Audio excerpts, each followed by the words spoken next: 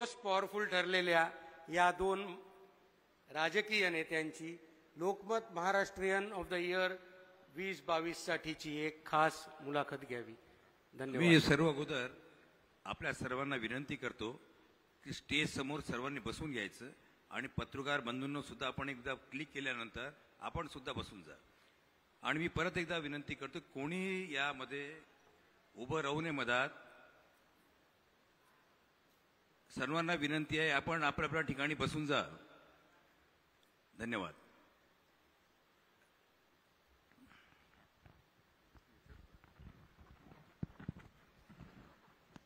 बरी आहे ना तब्येत? छान.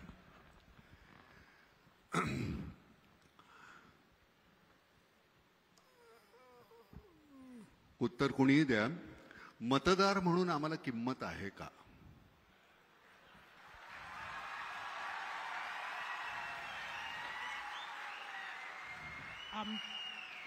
आमची किंमत तुमच्या भरोशावर ठरते. तुमची किंमत कमी झाली तर आमची कशी राहील? नाही, मुळामध्ये हे बोलण्यापुरतं झालं. म्हणजे एकदा मत दिल्यानंतर 5 वर्ष आम्ही खिसगणतीत नसतो का? कारण मला असं वाटतं की आणि एक गैरसमज टाळा. कुठल्याही पद्धतीनं कोणाला काहीतरी अडचणीत पकडणं किंवा टाळ्या मिळवणं त्याच्यासाठी नाही. एक जनसामान्य म्हणून मनामध्ये आलेले प्रश्न आहेत ते की एक कुठेतरी मॅन्डेट आहे तुम्हाला दिलेलं, आम्ही एक मत आहे. माझ्या मनामध्ये असतं काहीतरी एक मतदार म्हणून तुम्ही या गोष्टी कराव्यात. तुम्हाला दोघांना दिलं, उद्धवना तुम्हाला दिलं, शरदरावांना आणि तुम्हाला दिलं, कोणालाही. तर ते तुम्ही जर केलं नाही तर आम्ही काय करायचं तेवढं सांगा. 5 वर्षानंतर आम्ही करायचं ते करूच, पण त्याच्या आधी आम्ही काय करायचं?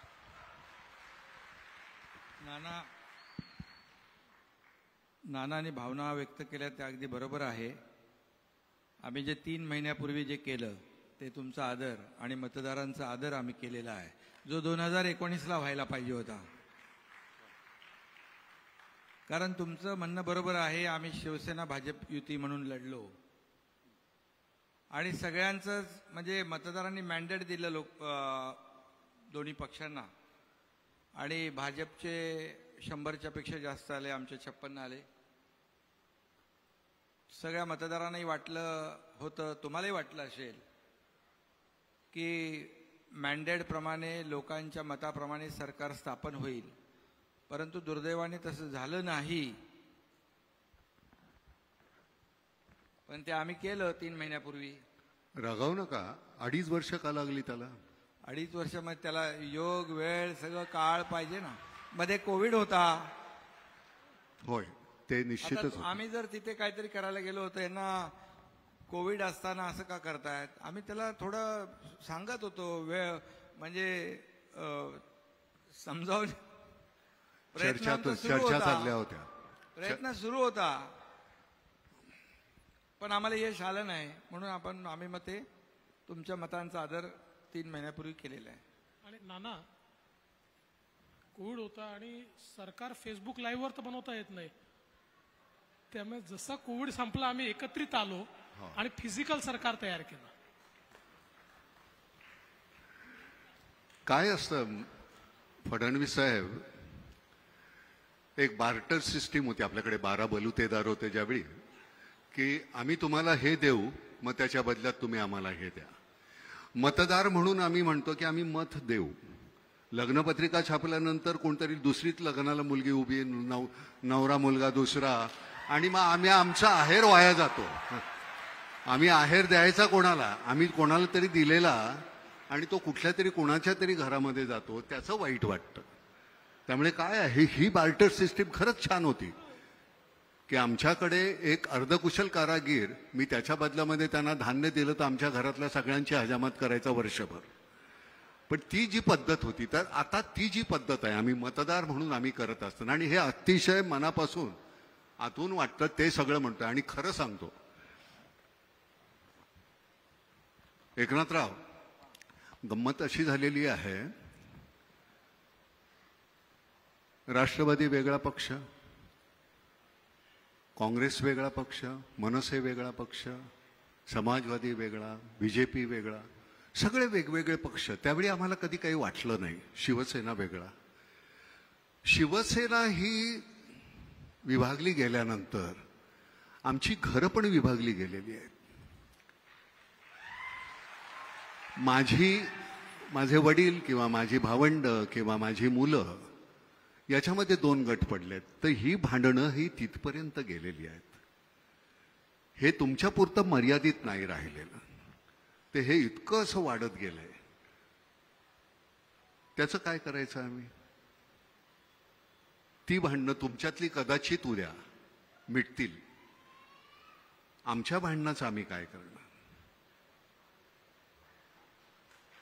तुम्हाला खरंच नाही. हा अगदी तळागाळामध्ये, गावागावामध्ये, छोट्या ह्याच्यामध्ये ही भांडणं सुरू झालेली आहेत. तुमच्याही लक्षात येत असेल ते. आणि ती जी भांडणं आहेत ती आम्ही थांबवायची कशी? उद्या तुम्ही अजून कुठल्याही पद्धतीनं मग त्याला तुम्ही राजकारण हे नाव देणार की आम्ही हे राजकारणामध्ये ही अशी कुटील नीती अमुक. आणि मला फडणवीस तुमच्याबद्दल एक अतिशय महत्त्वाची गोष्ट सांगायची आहे. पहिल्या वेळी तुम्ही ज्यावेळी मुख्यमंत्री झालात त्यावेळी मी तुम्हाला आवर्जून फोन करून सांगायचो की तुमचा जो स्वर आहे भाषण करताना तो इतका नका वरचा लावूया, तुम्ही असं करा. आता तुम्ही पूर्णपणे बदललेले आहात. नाना, त्याचं 100% क्रेडिट तुम्हाला जातं, 100%. आणि मला सगळ्यांना सांगायचं आहे आणि जाहीरपणे सांगायचं आहे की माझ्या प्रत्येक विधानसभेतल्या भाषणानंतर नानांचा रात्री फोन यायचा, अरे बाबा किती जोराने बोलतो, जरा श्वास घेऊन बोल, शांतपणे बोल. मी त्यांना कबूल करायचो की पुढचं भाषण माझं ऐका आणि भाषणाला उभं राहायचो आणि पुन्हा तसाच बोलायचो. पुन्हा नानाचा फोन यायचा. पण ते हळूहळू करून मी बदललं आणि आता मला असं वाटतं पूर्णपणे बदललंय. त्यामुळे याचं 100% क्रेडिट तुमचं आहे. कुठेही श्वास न घेण्याचा अधिकार फक्त अजित पवारांना आहे. ते ज्यावेळी बोलायला लागतात, म्हणजे मी त्या सिनेमात सुद्धा म्हटलेलं आहे की गाण्यामध्ये लता दिदी आणि बोलण्यामध्ये अजित दादा, हे कुठे श्वास घेतात हे कळत नाही. पण तुम्ही खरंच ते पूर्णपणे बदलून टाकलेलं आहे. बरं, गंमत अशी आहे, तुम्हाला आता माहिती आहे, तुम्ही विदर्भातले आहात. 9 महिन्यामध्ये 1092 आत्महत्या झालेल्या आहेत. म्हणजे तुम्हाला आश्चर्य वाटेल की आपण किती सहजपणे असे बसतो. आपण सहजपणे ती बातमी वाचतो आणि पुढचं पान उलटतो. 9 महिन्यामध्ये 1092. बरं, कालचं, त्याच्या आधीचं सरकार प्रत्येकाने एकमेकांकडे बोटं दाखवायची. मला असं वाटतं ह्याच्याबद्दल अतिशय जाणीवपूर्वक कुठली तरी गोष्ट व्हायला पाहिजे. मुळात आपला शेतीप्रधान देश, त्याला औद्योगिक क्रांती म्हणून तुम्ही नंतर काही ज्या बदलल्या. बरं, आपल्या इथे MIDC सुद्धा होतात त्या अतिशय सुपीक जागेवर. त्या जिथे रेताड जागा आहेत तिथे करा की, तिथं होईल की, म्हणजे त्या जागेचाही उपयोग होईल, तिथलं इन्फ्रास्ट्रक्चर तयार होईल. तर मला असं वाटतं एकनाथराव की हे पारंपरिक शेती करत असताना आम्हाला ती परवडत नाही आहे, हमी भाव नाही आहे. मार्केट सायंटिस्ट की मी कुठलं पीक लावायचं हे मला सांगणारी लोक पाहिजेत. आम्ही अडाणी आहोत, आम्हाला कळत नाही. वर्षानुवर्ष आम्ही तशाच पद्धतीनं जगत आलेलो आहोत. आता आम्हाला ते परवडत नाही म्हटल्यानंतर आम्ही जमिनी विकत चाललोय, नंतर वेठबिगार होतोय. तर ह्या संदर्भामध्ये थोडासा जर का तुम्ही आम्ही नाना, आपण आल्या सरकार आपलं झाल्या आम्ही शेतकऱ्यांचाच पूर्णपणे आत्महत्या कमी नाही झाल्याच, व्हायलाच नको यासाठी मोठ्या प्रमाणावर म्हणजे मोठ्या योजना, काल पण आम्ही परवाच्या कॅबिनेटमध्ये जवळपास 11,000 कोटीची योजना ज्या आहेत त्याला मंजुरी दिली. म्हणजे जवळपास 2 लाख हेक्टर जमीन ओलिताखाली येईल. आणि जे समुद्राकडे वाहून जाणारं पाणी जे आहे हे दुष्काळग्रस्त भागामध्ये वळवण्याचा मोठा प्रकल्प देखील आम्ही हाती घेतोय, जेणेकरून शेतकरी आत्महत्या करणार नाहीत आणि त्याला शेतीला जोडधंदा, थोडा पूरक धंदा, त्याला सपोर्टिव्ह असं काहीतरी करता येईल का, यासाठी आमचे आमची देवेंद्रजी आमची चर्चा झाली, आमचे अधिकारी त्याच्यावर काम करतायत आणि शेतकऱ्यांसाठी एक विशेष कृती आराखडा आम्ही बनवण्याचा एक प्रयत्न करतोय. त्यामध्ये जसं कोकण आहे, पश्चिम महाराष्ट्र, उत्तर महाराष्ट्र यामध्ये शेतकरी आत्महत्यांचं प्रमाण कमी आहे. मराठवाडा विदर्भामध्ये जे शेतकरी आत्महत्यांचं प्रमाण आहे ते अगदी खाली आलं पाहिजे, किंबहुना करताच कामा नये. एक एक जीव आमच्यासाठी महत्त्वाचा आहे. आणि देवेंद्रजी इकडे बसलेले आहेत, गेले 5 वर्ष अगोदरचे ते मुख्यमंत्री होते. त्यांनी देखील जलयुक्त शिवार योजना मोठी सुरू केली, नंतर ती आदल्या 2.5 वर्षामध्ये बंद करून टाकली. पुन्हा आम्ही आल्या ती सुरू केलेली आहे. कारण शेवटी जमीन पाण्याखाली ओलिताखाली आणणं याला आम्ही महत्त्व दिलेलं आहे. आणि शेतकऱ्याच्या ज्या काही अडचणी आहेत, मी काय आता बोलणार नाही काही, परंतु आपल्याला दिसेल की शेतकरी आत्महत्या कमी झाली पाहिजे, याला आमच्या सरकारने प्राधान्य दिलेलं आहे. आणि नाना याच्यामध्ये एकच जोड देतो की मुख्यमंत्री मोदयांनी अतिशय करेक्ट सांगितलं. तुम्ही बघा, जिथे सिंचन आहे तिथे आत्महत्या नाही, आणि जिथे सिंचन नाही तिथेच आत्महत्या आहे. आणि म्हणून हा सगळा दुष्काळी पट्टा जो आहे याचा दुष्काळ नष्ट करण्याकरता पहिला प्रयोग आपण जलयुक्त शिवारचा केला. जलयुक्त शिवारमुळे 39 लाख हेक्टर जमीन ही रबीच्या पिकाखाली आली. त्यामुळे त्याला 2 पिकं, या सगळ्या दुष्काळी पट्ट्यात तो एक पीक घ्यायचा आणि ते पीक नष्ट झालं की त्याच्याजवळ काहीच उरायचं नाही, म्हणजे खायला देखील उरायचं नाही. आणि म्हणून आता जवळजवळ 27 TMC पाणी थांबलं. रबीचं आपलं क्षेत्र 39 लाख हेक्टरनी वाढलं. आणि आमचा संकल्प आहे की एकदा हे वाहून जाणारं पाणी हे जर आपण गोदावरी खोऱ्यामध्ये आणू शकलो, किंवा जे विदर्भातलं वाहून जाणारं पाणी या गोसेखुर्दच्या खालनं ते बुलढाण्यापर्यंत आणू शकलो, तर जवळजवळ सगळा आपला दुष्काळी पट्टा जो आहे हा ओलिताखाली येईल. आणि यासोबत एक अत्यंत महत्त्वाची आता आम्ही अजून योजना सुरू केली आहे. आपल्याकडे आपण शेतकऱ्यांना अर्धे दिवस सकाळी वीज देतो आणि अर्धे दिवस रात्री देतो. त्याला साप विंचू सगळा सामना करत अर्धे दिवस रात्री काम करावं लागतं, कारण दिवसा आपण देत नाही. आणि म्हणून आता आपण 100% फिडर जे आहेत ॲग्रिकल्चर हे सोलरवर आणतोय. आणि त्याचा 2 वर्षाचा कार्यक्रम हातात घेतला. 3 वर्ष लागतील फार तर. 4000 मेगावॅटचे सोलर आपण सगळे ॲग्री फिडर करतोय. शेतकऱ्याला रोज दिवसा 12 तास वीज त्या ठिकाणी मिळेल. आणि याचं इतकं डिसेंट्रलाइज मॉडेल आपण तयार केलं आहे की मुख्यमंत्री आणि मी बैठक घेतली, आणि मग डिसेंट्रलाइज पद्धतीनं हे सोलार करण्याकरता जमिनी मिळत नाही. तर आता आम्ही योजना अशी तयार केली आहे की ज्या योजनेमध्ये जो शेतकरी त्याची जमीन किरायाने देईल, भाड्याने देईल, 2 एकर 3 एकर 5 एकर 1 हेक्टर, त्याला आम्ही साधारणपणे 60,000 ते 75,000 रुपये भाडं देणार आहोत.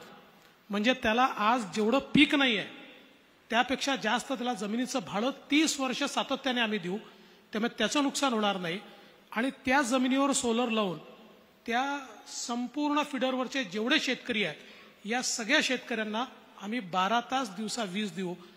एकीकडे विहिरी आपण केलेल्या आहेत, पण वीज नसल्यामुळे त्याचं पीक सुकतं आहे. त्यामुळे ती वीज जर त्याला दिवसा मिळाली तर आत्महत्यांचं प्रमाण निश्चितपणे कमी होईल. निश्चितपणे ह्याला थोडासा वेळ लागेल. तुम्ही 3 वर्ष म्हणताय ते. झरीला आम्ही हा प्रयोग केला होता. लोकांची जमीन भाड्याने घेतली. तुमचं वार्षिक उत्पन्न किती आहे? 30,000. 30,000च्या बदली 60 दिले आणि ती घेतलेली त्यांची जमीन होती. तिथे आम्हाला जे वाटलं ते पीक आम्ही लावलं आणि त्याचं उत्पन्न आल्यानंतर त्यांना अजून वरचे 1.5 लाख रुपये दिले आणि आम्ही शेवग्याच्या शेंगाचंच पीक घेतलं होतं. तर मला असं वाटतं की ह्या सरता शेवटी आम्हाला मर्यादा आहेत नाम फाउंडेशनला, पण तरीसुद्धा तुमच्याबरोबर राहून जर आम्हाला काही करता आलं तर आम्हाला निश्चितपणे आनंद होईल. शिवनदी आता चिपळूणमध्ये यावर्षी अजिबात कुठेही बाजारपेठेत पाणी नाही, कुठंही काही नाही. आपण कोकणामध्ये खूप मोठ्या प्रमाणावर काम करतोय. शिवनदीचं 7 किलोमीटरचं आपण केलं आणि वशिष्ठी नदीचं आहे. आणि महाडला जे आता करतोय आपले राऊत आता भेटले, मी त्यांच्याशी बोललो. तर हे आपण सरतेशेवटी समन्वयानंच होणार आहे.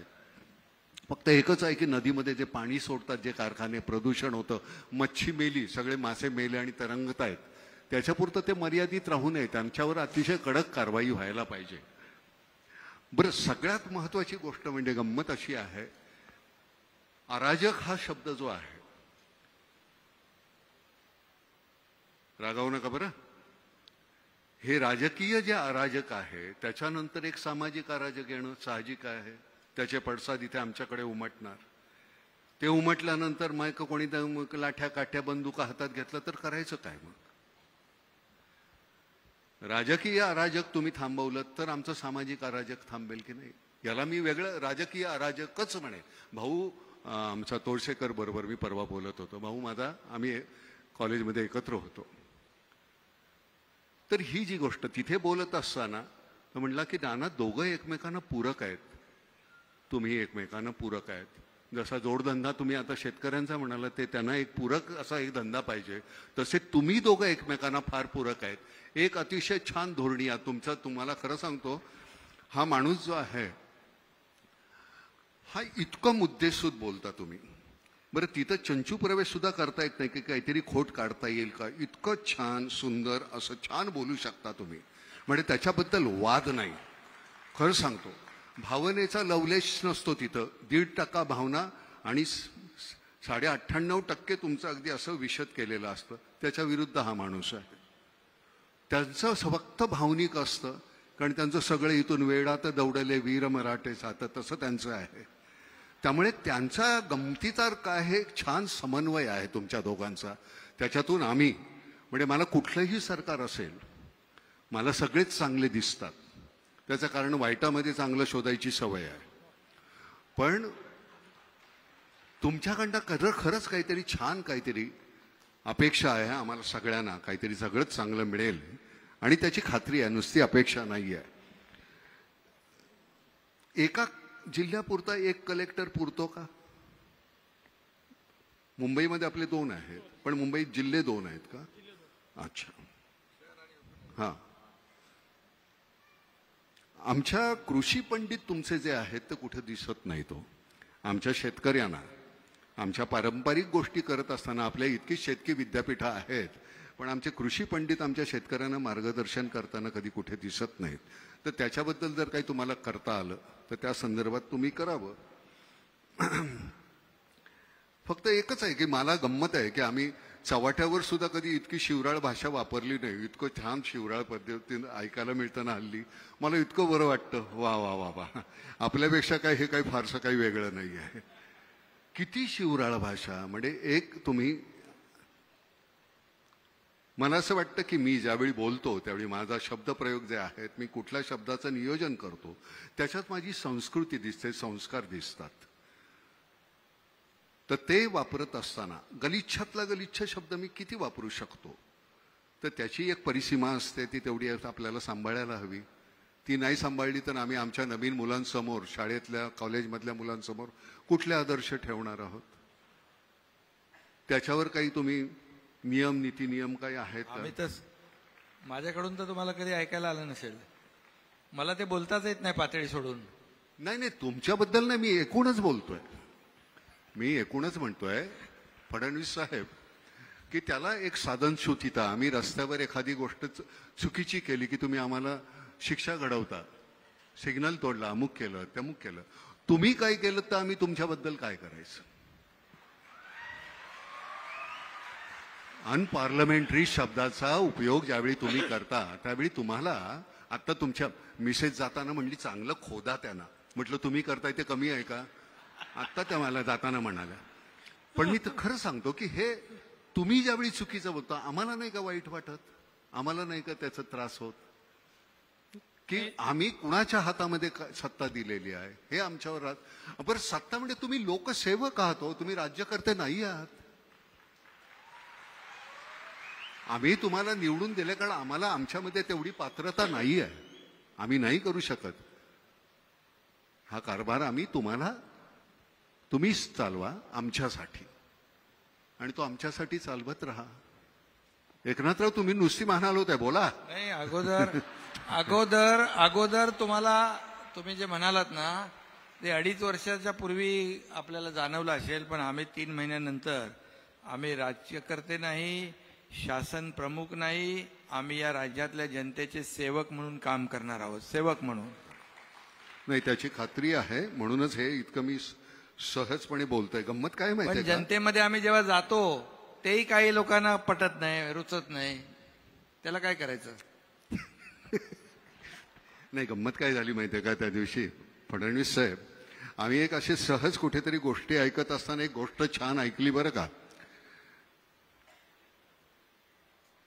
आपल्या इथे ती पद्धत नाहीये, पण परदेशी राजा राणी गेले होते, फिशिंगसाठी निघाले. आपल्याकडे ती पद्धत नाहीये. आणि फिशिंगला निघाले असताना रस्त्यामध्ये एक गाढवावर बसून एक कोळी चालला होता, खांद्यावर गळ होता. राजाने विचारलं, काय रे, मच्छी पकडायला का? तो म्हणला, नाही महाराज, आज मच्छी पकडायला जाणार नाहीये, वादळ आहे, खूप मोठा पाऊस येणार आहे. म्हटलं, मूर्ख माणसा, मी माझ्याकडे खूप पगार देऊन हवामान तज्ज्ञ ठेवलेला आहे. त्यांनी सांगितलं, तुम्ही जा खुशाल, काही होणार नाहीये. राजा पुढे गेला, खूप वादळ झालं, पाऊस आला, त्रेधा तिरपीट झाली. राजा दरबारात गेला, प्रधानाला सांगितलं, त्या माणसाला आणा बघू, हवामान तज्ज्ञाला त्या लाच घालून हाकलून लावा आणि त्या कोळ्याला बोलवा आणि त्याला अपॉइंट करा. कोळी आला, तो म्हणला, महाराज मला यातलं काही कळत नाही हो. तो म्हणलं, मग त्या दिवशी कसं सांगितलंस पाऊस येणार, वादळ होणार? तो म्हणला, माझ्या गाढवानं कान खाली टाकले की मला कळतं पाऊस येणार आणि वादळ होणार. तर म्हणलं, मग ठीक आहे, गाढवाला अपॉइंट करा. म्हणजे राजेशाही गेली, लोकशाही आली, पण ती अपॉइंट करण्याची पद्धत काही गेलेली नाही अजून. तर ही जी गंमत आहे, अरविंद इनामदार आमचे जे कमिशनर होते, त्यांची एक पद्धत होती बोलण्याची. या देवा, कसं काय देवा, काय आणू का तुम्हाला, काय देवा. त्यांच्याशी बोलताना एक दिवस ते म्हणाले, ना मला काही कळत नाही, आमच्या पोलीस खात्यातल्या लोकांना, काही मंडळी ना, सगळ्यांना नाही, पण ते का पैसे खावेसे वाटतात. अहो, आम्हाला जेवढा पगार मिळतो का नाही, तो खर्च होत नाही हो. त्या माणसाची, म्हणजे शेवटपर्यंत अरविंद इनामदारांच्या घरी ब्लॅक अँड व्हाईट टीव्ही होता, अरविंद इनामदार गेले तेव्हा सुद्धा. तर ही आपल्याकडे अशी माणसं आहेत. लालबहादूर शास्त्रींच्या घरी ज्यावेळी त्यांचे मित्र पैसे मागायला गेले, मला एक 200 रुपये पाहिजेत, त्यावेळेचे 200 रुपये, लालबहादूर शास्त्री म्हणले, माझ्याकडे नाही आहेत एवढे पैसे. त्यांची बायको म्हणाली, नाही माझ्याकडे आहेत. तिने 200 रुपये दिले काढून. शास्त्रीने विचारलं, तुझ्याकडे एवढे पैसे आले कुठून? ती म्हणली, नाही, दर तुम्ही पगारातून देताना त्यातले 5-10 रुपये मी वाचवते. त्यांनी गव्हर्नमेंटला पत्र लिहिलं की मला ह्याच्या पुढे माझा 10 रुपये पगार कमी करा. यशवंतराव चव्हाण गेले त्यावेळी त्यांच्या खात्यावर 25,000 रुपये नव्हते. आपल्या मंत्र्यांच्या, म्हणजे साधा आपला नगरसेवक आज निवडून आला की पुढच्या वर्षी तो कोट्याधीश असतो, त्याची चौकशी का नाही होत? म्हणजे मला कळतं की हा भ्रष्ट आहे, पण तुमच्या का नाही लक्षात येत? त्याच्यावर कारवाई व्हायला पाहिजे की नाही एकनाथराव? म्हणजे तुम्ही मी 100 रुपये आल्यानंतर 30 रुपये इन्कम टॅक्स भरतोच, 18 रुपये तुम्ही अजून जीएसटी घेता. हे सगळं आम्ही केल्यानंतर सुद्धा आमच्या चौकशा होतात, तुमच्या का नाही होत? मला असं वाटतं की भ्रष्टाचार ही केवळ राजकारणच नाही, आपल्या संपूर्ण व्यवस्थेला लागलेली कीड आहे. आणि दुर्दैवाने ही संपवायची असेल तर खूप सामूहिक प्रयत्न करावे लागतील. याचं कारण असं आहे की आपण बघा, भ्रष्टाचाराकरता जेलमध्ये जाऊन आलेले, अनेक प्रकरणांमध्ये अडकलेले असे लोक थंपिंग मेजॉरिटीने निवडून येतात. त्यांना लोक वारंवार निवडून पाठवतात आणि मग त्यातनं समाजामध्ये भ्रष्टाचाराबद्दल कुठलाही तिरस्कार तयार होत नाही. जोपर्यंत समाज चांगल्याला चांगलं म्हणणार नाही आणि वाईटाला वाईट म्हणणार नाही, तोपर्यंत ही परिस्थिती बदलणार देखील नाही. आणि म्हणून मला असं वाटतं की एक सामूहिक प्रयत्न आपल्या सगळ्यांना करावा लागेल. उदाहरणार्थ, अनेक वेळा आम्हाला लोक विचारतात की का हो तुम्ही इतके गुन्हे आणि कसं त्यांना तुम्ही तिकीट देता? तर आम्हाला त्याला सांगावं लागतं की बाबा, त्याच्यावर गुन्हे आहेत, पण तोच निवडून येतो आणि दुसऱ्याला मी खूप चांगला, साळसूत, सुंदर, स्वच्छ, टिकाऊ त्याला उभं केलं, डिपॉझिट चाललंय त्याचं. त्यामुळे राजकीय नेते केवळ हे बदलू शकत नाही, समाजाला बदलावं लागेल. आणि केवळ समाजावर टाकूनही चालणार नाही, राजकीय नेत्यांना देखील हे परिवर्तन झालं पाहिजे असं वाटावं लागेल. मला असं वाटतं की मोदीजी आल्यानंतर काही प्रमाणात हे सुरू झालंय. याला वेळ लागेल, कीड लागली आहे, पण हळूहळू ही कीड आपण दूर करू. कीटकनाशक तयार होत आहे, ते कीटकनाशक हळूहळू ही कीड नक्की दूर करेल असं मला विश्वास आहे. धन्यवाद मलक. बाकी आपण सगळ्या विषयावर बोलतच असतो नेहमी. फॅमिली प्लॅनिंग ह्या विषयावर आपण कधीच बोलणार नाही का? 135 करोड व्हायला आले, जमीन तेवढीच, सोर्सेस तेवढेच. उद्या माझ्याकडे काही नसेल आणि तुम्ही खात असाल तर मी ओरबाडून घेणार. ही जर लोकसंख्या सीमित असेल तर ह्या गोष्टी टाळता येतील. तर हा अतिशय जाणीवपूर्वक घेण्याचा, जसं आपण काश्मीरमधले निर्णय घेतले तसा हा एक निर्णय घ्यायला नको का? मला असं वाटतं घेतला पाहिजे, हा गरजेचा आहे. केवळ आपल्याला चीनच्या पद्धतीने नाही, आपल्या भारतीय पद्धतीने हा निर्णय करावा लागेल. आपण काही प्रमाणात लोकांना जास्त मुलं होणं हे इन्सेंटिव्हाइज केलं आहे, पण त्यापेक्षा अधिक करावं लागेल. याचं कारण ज्या वेगानं लोकसंख्या वाढते आणि विशेषतः जे लोक लोकसंख्येवर कंट्रोल ठेवत आहेत ते हळूहळू मूर्ख ठरतील, कारण त्यांची संख्या कमी होत जाईल आणि मग लोकशाहीमध्ये कमी संख्येवाल्याला कोणी विचारत नाही. आणि म्हणून कुठेतरी ही सक्ती आणावीच लागेल. लोकसंख्या नियंत्रित करण्याकरता सगळ्यांना सक्ती ही करावीच लागेल. ती करत असताना एवढंच भान आपल्याला ठेवावं लागेल की लोकसंख्येची जी रचना आहे ती रचना देखील, म्हणजे ज्याला आपण आपली डेमोग्राफी म्हणतो, ही चेंज होणार नाही, ही एकतर्फी होणार नाही. जे चीनला आज जो प्रश्न निर्माण झाला की चीननी पहिल्यांदा वन और नन अशा प्रकारची पॉलिसी आणली, त्या पॉलिसीमुळे आज चीनने प्रगती खूप केली आहे, पण त्याच्यासमोर प्रश्न असा आहे की आता त्यांच्याकडे याच्या पुढे वर्किंग क्लास नाही आहे. आता अवलंबून असलेले लोक अधिक आहेत आणि त्यांच्याकरता जे काम करू शकतील असे लोक कमी आहेत. त्यांच्या लोकसंख्येची जी रचना आहे त्या रचनेमध्ये आता एक अशा प्रकारचं स्थित्यंतर आलं आहे. त्यामुळे ग्रॅज्युअली गेलं पाहिजे, पण सर्टनली गेलं पाहिजे. आणि उद्याला हे काही मी कुठल्या माझ्या पक्षाचं मत वगैरे मांडत नाही, वैयक्तिक मला जर कोणी विचारलं की लोकसंख्या नियंत्रणाकरता कायदा आणला पाहिजे का, तर मी म्हणेन आणला पाहिजे. धन्यवाद. समान नागरी कायदा यायला हवा का? प्रत्येकाला एकच कायदा?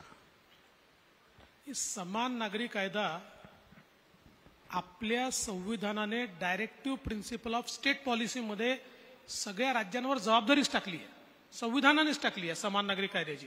तर गोव्याचे मुख्यमंत्री या ठिकाणी आहेत. गोवा सध्या एकमेव राज्य असं आहे की जिथे समान नागरी कायदा आहे, अस्तित्वात आहे.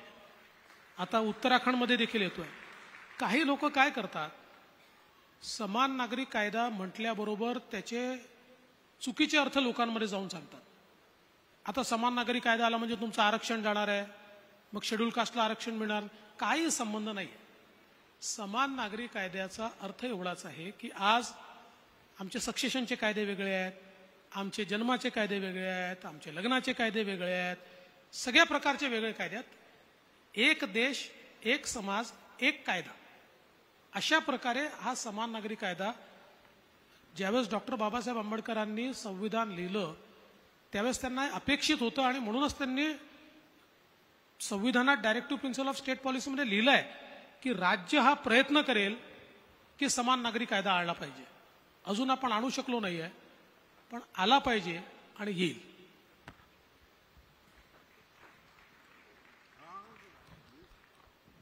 तुम्ही बोलत नाही म्हणून मी बोलत राहिलो. असं आहे का? मी मधात बोलत नाही. होय का? माझा पहिला प्रश्न माननीय मुख्यमंत्री शिंदे साहेबांना आहे. शिंदे साहेब, पवार साहेब, काँग्रेस, उद्धव ठाकरे साहेब मैदानात असताना आपण हा नवीन इतिहास कसा रचलेला जरा लोकांना सांगा. आता 3 महिन्यापूर्वी तो इतिहास घडलेला आहे. खरं म्हणजे मगाशी नाना म्हणाले की बोलता बोलता माझ्याबद्दल ते काय वेडात मराठे वीर जवळले साथ काय. खरं म्हणजे जेव्हा अगदी पाणी डोक्यावरून जातं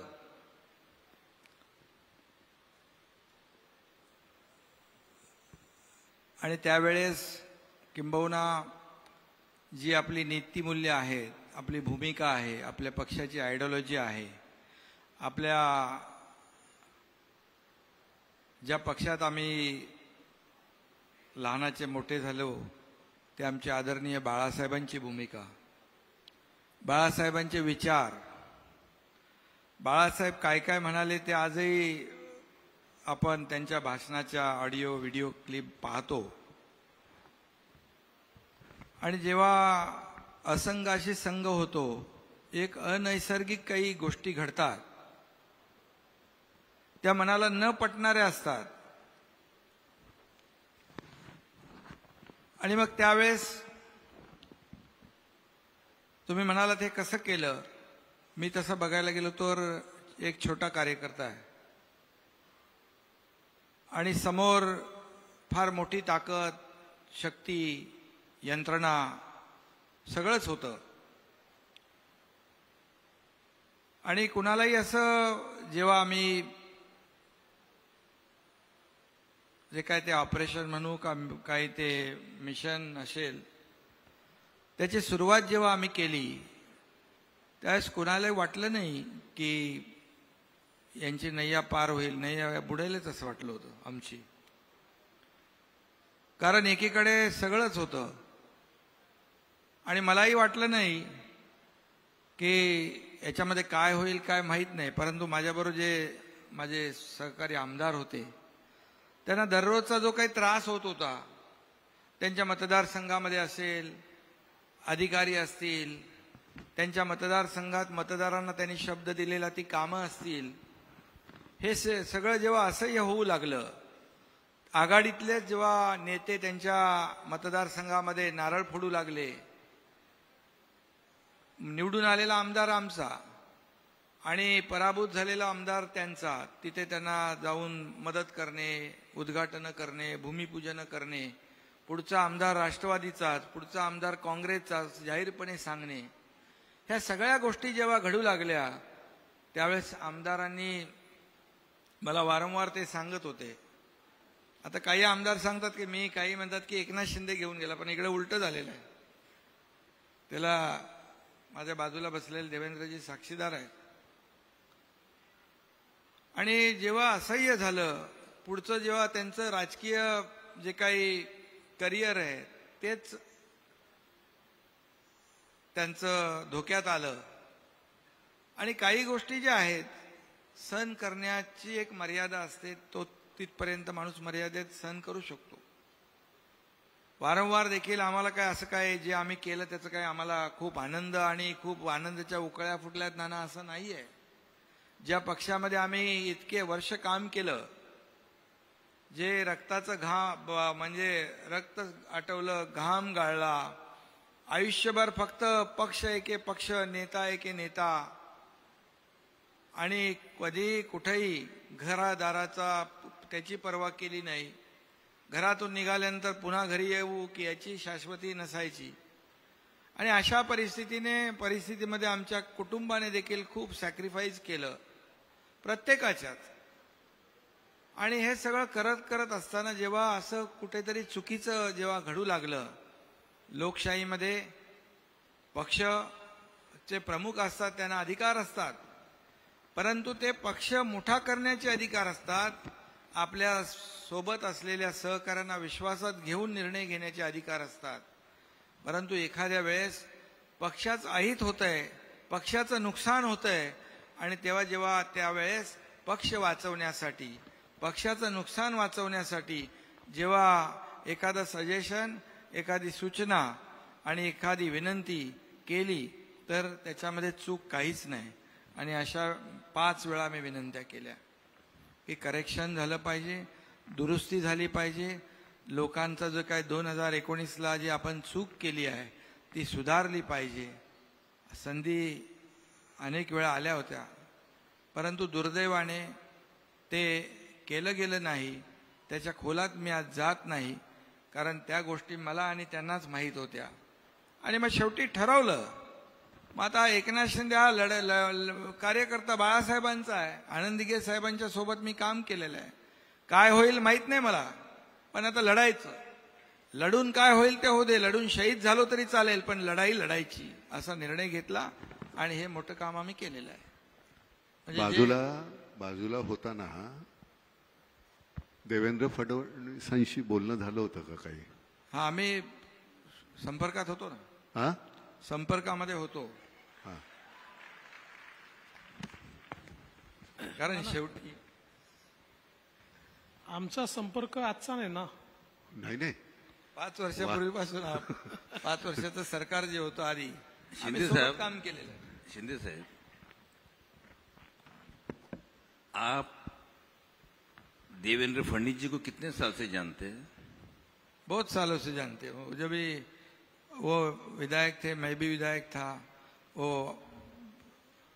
अपोजिशन में हम लोग साथ ही में काम किया है, और बाद में हम लोग सरकार में आए तो मैं उनके साथ मंत्री के नहीं, मैंने ये सवाल इसलिए पूछा आपसे कि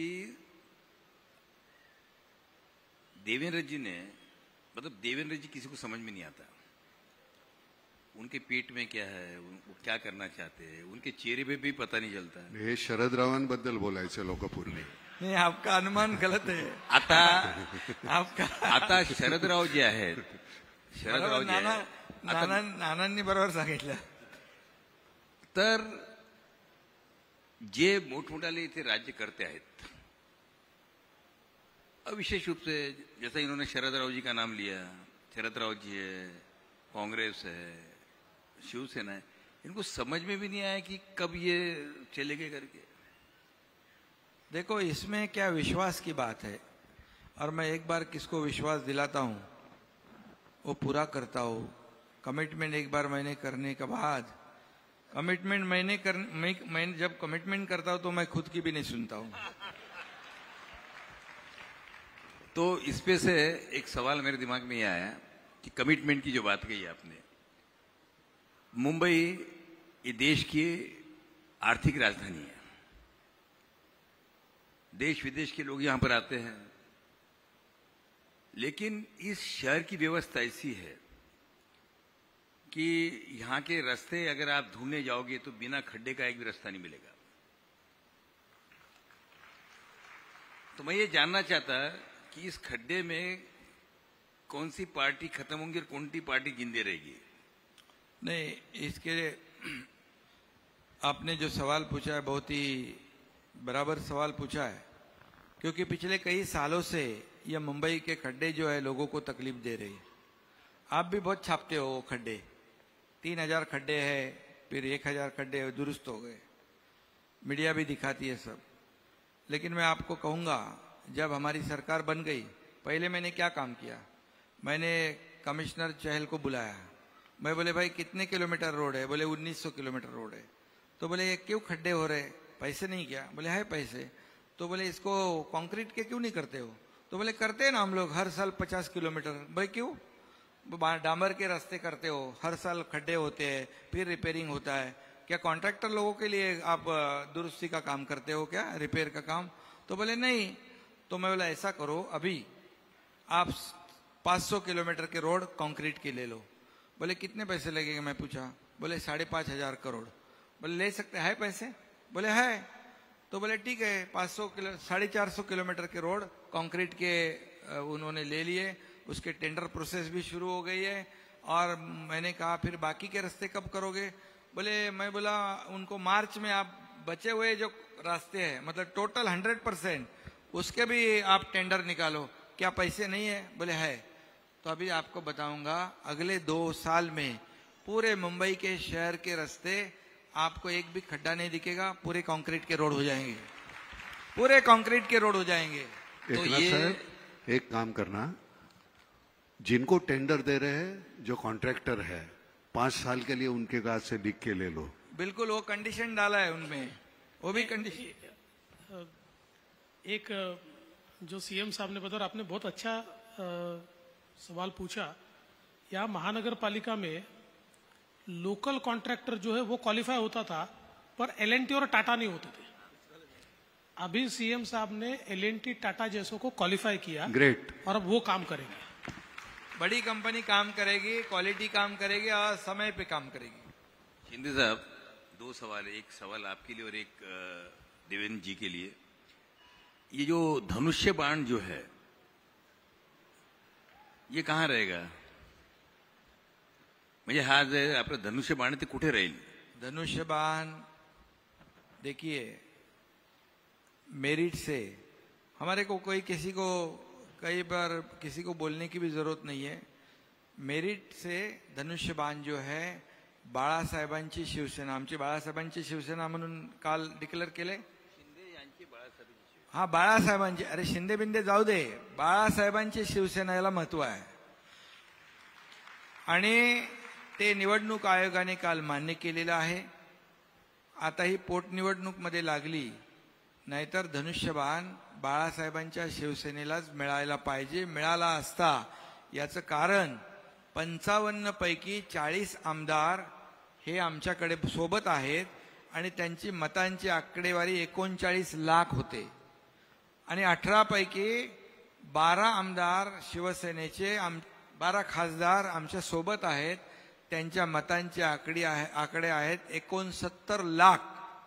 म्हणजे 70% पेक्षा जास्ती मेजॉरिटी आमच्याकडे आहे। त्यामुळे बाय मेरिट धनुष्यबाण हा आम्हालाच मिळाला पाहिजे आणि तो पुढे मिळेलच। मी जे बघतोय कालपासून, अन्याय झाला, कोण गळे काढतोय, परंतु निवडणूक आयोगाने जे गोठवलं चिन्ह त्यालाही जबाबदार विरोधी पक्षातले लोक आहेत। कारण त्यांना वारंवार संधी दिली की तुम्ही तुमचे कागदपत्र द्या, कागदपत्र द्या, कागदपत्र द्या, पण 4 वेळा वेळ वाढवून मागितली। म्हणजे तुमच्याकडे कागदपत्र डॉक्युमेंट नाहीत म्हणून तुम्ही वेळ मागितलं। आता मला काल समजलं की जे डॉक्युमेंट, जे ॲफिडेव्हिट आहेत नाना, 5000 बोगस ॲफिडेव्हिट पण मिळालेले आहेत, पोलिसांनी पकडलेत ते। आणि म्हणून मेरिटवर आम्ही कुणावरही, आम्हाला कुणाचं काही नुकसान नाही करायचं, पण बाय मेरिट जे इतर अगोदर 3-4 वेळा देखील अशा प्रकारे चिन्ह फ्रीज केलेले आहेत, बरोबर ना। आणि ही पोटनिवडणूक मध्ये लागल्यामुळे ती प्रोसेस त्यांना करता आली नाही, परंतु नक्की करतील। आणि ते धनुष्यबाण जे चिन्ह आहे, कारण शेवटी लोकशाहीमध्ये मेजॉरिटीला महत्व आहे। मेजॉरिटी ज्याच्याकडे आहे त्याच्याबरोबरच ते सगळ्या निर्णय होत असतात। म्हणजे फायनली या पोटनिवडणुकीनंतर शिवसेना आणि धनुष्यबाण आपल्याकडे राहील का? आमची बाळासाहेबांची शिवसेना तर आलेलीच आहे हो। आणि आम्ही बाळासाहेबांची शिवसेना, बाळासाहेबांचे विचार, भूमिका म्हणून आम्ही चाललोय। आता समोर कुठली कंपनी आली आहे माहित नाही मला, पण धनुष्यबाण हा नियमानुसार आम्हाला मिळेल। कारण लोकशाहीमध्ये बहुमताला महत्व आहे, लोकशाहीमध्ये घटना आहे, नियम आहे, कायदा आहे। कायद्याच्या बाहेर आम्हाला काहीच नको आहे आणि आम्ही कायद्याच्या विरुद्ध कुठलंही काम केलं नाही। म्हणून तर कोर्टाने देखील जे काही निर्णय दिलेला आहे तो कायद्याप्रमाणे दिलाय, मेजॉरिटीप्रमाणे दिलाय, आम्ही त्याचा आदर केलेला आहे। माननीय देवेंद्र जी, सवाल ऐसा है, ये सवाल मेरे मन में रणवीर सिंह को देख के आया कि आपने जब मुख्यमंत्री थे तब कहा था कि दिन ब दिन हमारे हॉलीवुड जो है से बॉलीवुड सशक्त होते जा रहा है, टेक्नोलॉजी या सब दृष्टि से। मगर रोज ऐसी खबरें आती कि मुंबई का वर्चस्व कम होते हुए कई अलग अलग राज्यों के अंदर फिल्मों की डिमांड कर रहे लोग, उनको कंसेशन दे रहे, 1 विंडो एजुकेशन अपना सुविधाएं दे रहे हैं। तो अभी भी आपको ऐसा लगता है कि मुंबई में हॉलीवुड से जबरदस्त बॉलीवुड बन जाएगा हमारा? देखिए, यूनिवर्सिटी तो कई बनी, पर ऑक्सफोर्ड और कैम्ब्रिज वही है, उसको कोई खत्म नहीं कर पाया। तो मुंबई एक नेचुरल इकोसिस्टम है, मुंबई में एक नेचुरल टैलेंट है। कुछ समय के लिए आप एक ऐसा वातावरण पैदा कर सकते हो कि भाई कभी साउथ में हो सकता है, कभी नॉर्थ में हो सकता है, लेकिन मुंबई का कोई मुकाबला नहीं है। हाँ, ये जरूर है कि हम लोग कॉम्प्लेसेंट नहीं हो सकते। और जैसे हम लोगों ने आने के बाद तुरंत, क्योंकि जिस समय मैं मुख्यमंत्री था तो मैंने एक सिंगल विंडो तैयार की थी, और जिसमें किसी भी प्रकार की शूटिंग के लिए कहीं पर भी परमिशन के लिए जाना नहीं पड़ेगा। और कई जीआर भी निकाले थे। दुर्दैव से वो जब हमने गो लाइव की और सरकार बदली और हमारी सिंगल विंडो बंद हो गई, उसको ताला लग गया। तो अभी तुरंत एकनाथ जी ने और मैंने इस बारे में एक मीटिंग भी ली और वापस उसको शुरू करें, क्योंकि जैसे यूनिवर्सिटी, जैसे एक फिल्म सिटी की, फिल्म इंडस्ट्री की एक इकोसिस्टम हमारे यहाँ, वैसे ही हमको ईज ऑफ डूइंग बिजनेस भी उसमें लाना पड़ेगा। अगर शूटिंग के लिए पुलिस स्टेशन के चक्कर मारने पड़े, अगर शूटिंग में कोई गुंडे आकर तकलीफ दे, तो इसका फायदा नहीं होगा। तो उस दृष्टि से भी हम लोग अभी काम कर रहे हैं। और दूसरा, हम लोग ये चाहते हैं कि अभी तो फिल्में जो होती है उसमें टेक्नोलॉजी का बहुत ज्यादा उपयोग होता है, और वैसे भी महाराष्ट्र तो टेक्नोलॉजी का हब है। हमारी जो फिल्म सिटी है, इसमें हम पूरी जो दुनिया की लेटेस्ट टेक्नोलॉजी है वो टेक्नोलॉजी हमारे स्टूडियोज में हम लाए, वहां पर हम नए सारी टेक्नोलॉजीज को वहां पर उपलब्ध कराए, ये भी हमारा प्लान है। तो मुझे ऐसा लगता है कि कभी कभी परिस्थितियां ऐसी आती है।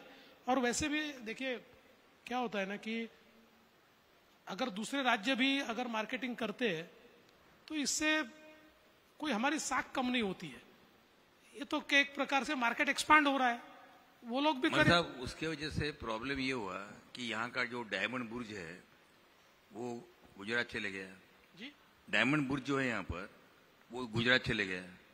उसके बाद में अभी इंडस्ट्री जो है यहाँ की काफी, जो महाराष्ट्र किया आने वाली थी यहाँ किया नहीं आई और कहीं चलेगी मोटर की। उसके बाद में अभी हाल ही के अंदर जिसको लेके काफी अखबारों में आ रहा है, तो अगर एक के बाद अगर सारी इंडस्ट्री चली जाती रहेगी तो उससे कैसा होगा? आप दोनों मिलके क्या सोच रहे हो उसको रोकने के लिए? पहली बात तो वापिस आपको कहना चाहता हूं कि विथ ऑल ड्यू रिस्पेक्ट, जरूर सूरत में डायमंड बुर्ज तैयार हुआ, पर आप मुंबई के किसी भी डायमंड के व्यापारी को पूछिए, डायमंड इंडस्ट्री वाले यहाँ बैठे हुए हैं, वो कहते हैं हमारी अगली पीढ़ी वहां जाने को तैयार नहीं, सबको मुंबई में ही रहना है और मुंबई में ही हमको व्यापार करना है।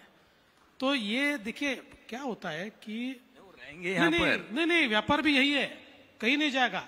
आज भी सबसे ज्यादा एक्सपोर्ट भारत डायमंड बुर्ज अपने बाजू में ही है, वहीं से देश का सबसे बड़ा एक्सपोर्ट हम करते हैं, वहीं से करते हैं। और मैं कहता हूं देखिए ये इंडस्ट्री इधर चली गई उधर चली गई, मैं आपको आंकड़ों के साथ बताता हूं। 2014 से लेकर 2019 तक महाराष्ट्र एफडीआई में नंबर 1 रहा, इन्वेस्टमेंट में नंबर 1 रहा। नंबर 1 यानी कितना? तो 2 साल ऐसे है कि जिन 2 सालों में महाराष्ट्र के बाद के जो 4 स्टेट है, गुजरात, दिल्ली, कर्नाटक और तमिलनाडु, जो 4 इंडस्ट्रियल स्टेट माने जाते हैं, ये चारों की मिलकर जितनी इन्वेस्टमेंट है उससे ज्यादा इन्वेस्टमेंट महाराष्ट्र की है। तो इसलिए एक आधा चले जाने से कोई फर्क नहीं पड़ता। और मैं आज ये बता रहा हूं, अगर कोई चला गया है तो उससे बड़ा एकनाथ शिंदे और देवेंद्र फडणवीस लाकर दिखाएंगे। बहुत बहुत धन्यवाद। आपण थांबूया नाही का? कारण काय सगळ्याच प्रश्नाची उत्तरं तुम्ही छान दिल्यात। आता आम्ही फक्त वाट पाहणं आमच्या नशिबी आहे, तेवढे आम्ही पाहणार आणि निश्चितपणे तुम्ही काहीतरी छान करणार। एकनाथराव, तुम्ही ज्या पद्धतीनं मांडता हल्ली ना, म्हणजे एक तर पहिल्यांदा तुम्हाला कधी यापूर्वी ऐकायला मिळालं नव्हतं आम्हाला, पण ज्या पद्धतीनं तुम्ही बोलता म्हटल्यानंतर गुणनाई वाण काहीतरी लागलेला दिसतोय पलीकडचा. नाही, काम करत राहू आपण भांडण्यापेक्षा. नाही नाही, पुन्हा एकदा तुमचं अभिनंदन. आणि तुम्ही शांतपणे इतकं सगळं ऐकत होतात त्याच्याबद्दल फार गुडी गुडी बोलायला बरं नाही वाटत. कारण काय होतंय की सरते शेवटी नाही नाही, मी बोलत नाही असं नाही आहे. कारण खतखत ही माझी मनातली माझ्या नाही आहे, ही सगळ्या सर्वसामान्य लोकांच्या मनातली खतखत आहे जे ज्याच्याबद्दल. कारण आमच्यासाठी तुम्ही काय करताय याच्या पलीकडे सरकारकडे आम्ही दुसऱ्या दृष्टीनं पाहतच नाही. आम्ही करतोय, आम्हाला काय मिळतंय एवढंच आम्हाला पाहिजे. आमची 2 वेळची भ्रांत आहे, तेवढी तुम्ही पुरी करा. धन्यवाद. तुम्हाला सुद्धा धन्यवाद.